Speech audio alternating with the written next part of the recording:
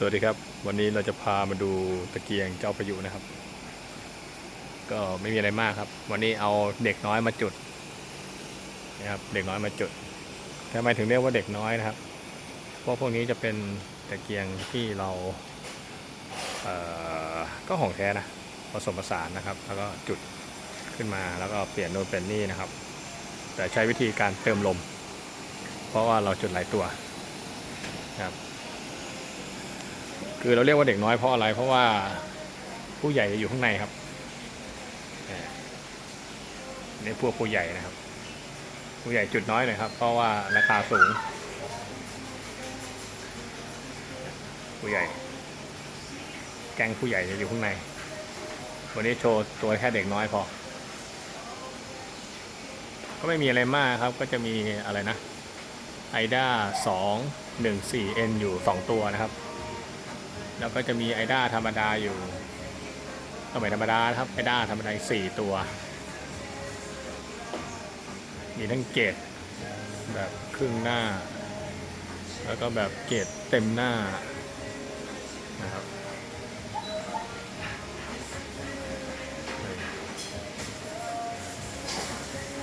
สวยนะครับสวยแล้วก็มีโฟร์แมนติดตัวหนึ่งไว้จุดขำๆก็สวยดีนะโฟร์แมนตัวเนี้ยปล่อยนะปล่อย 9,500 เอาไปเลยครับตัวนี้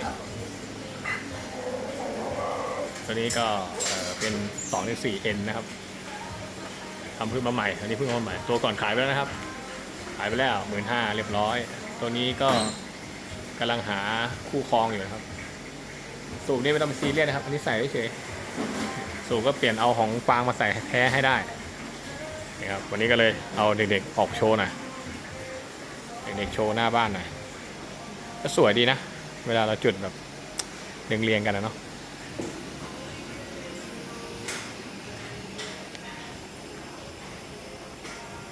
เห็นไหมบรรยากาศหน้าบ้านวันนี้เอาแค่1 2 3 4 5 6 7 8ตัวปกติเคยจุดถึงกี่ตัวนะเดี๋ยวนับก่อนนะที่แฝนได้ข้างหน้าบ้านก็จะมี1มี2 3 4 5 6 7 8 9 10 11 12ตัวที่ข้างหน้าบ้านทำที่แฝนไว้นะวันนี้ขอเป็นไม่ใส่แฉ่งนะครับอยากดูว่าคำไม่ใส่แฉ่งมันจะแสบตาไหมแม่งแสบจริงไอ้เหี้ยแสบจริง